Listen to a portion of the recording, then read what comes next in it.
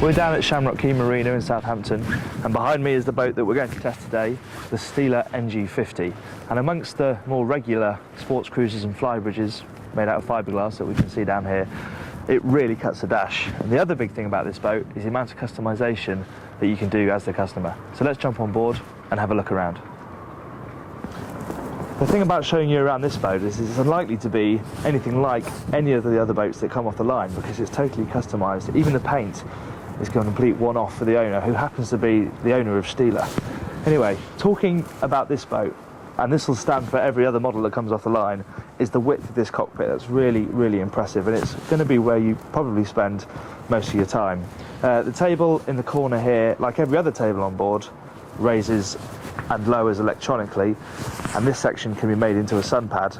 And then there's also another table stored in the lazarette, which goes here, freestanding, which means you then have a huge dining area for everybody to eat al fresco. And it's not only eating that you can do in the cockpit as well, you can actually drive the boat from there. You've got, on this little pad, controls for every single part of the boat when it comes to manoeuvrability. So this here controls the rudders. You've got both engines, here and here. And then on the underside, you've got the bow thruster and the stern thruster. And you can also detach it and use it in the bow as well. So then from the cockpit, the beauty of this boat is that you can really easily get into the saloon, and as you can see, all the way down into the lower parts of the accommodation as well. Now obviously this interior isn't going to be to everyone's taste. This was specified for the owner, but the beauty is if you don't like it, they'll just change it. One thing that I would probably keep if I was designing my own Steeler NG50 would be this great little bar area here. Not only is it closer to the cockpit than the real galley, which is down there and means you've got a sink and a cooler here, but it's just a really great little focal point that can serve both the dinette and the cockpit. You've got this great wine cooler here, which looks really cool. These shelves down here for storing alcohol in this boat, but you can put whatever you want.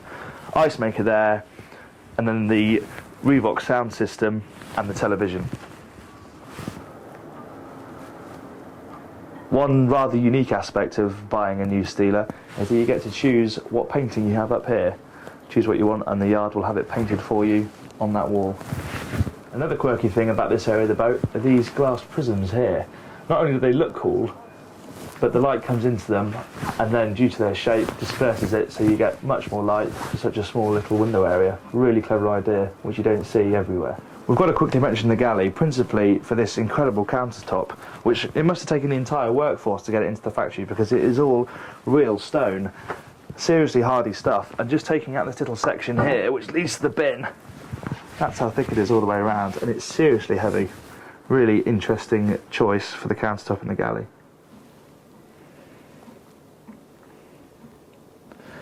So this is the master cabin.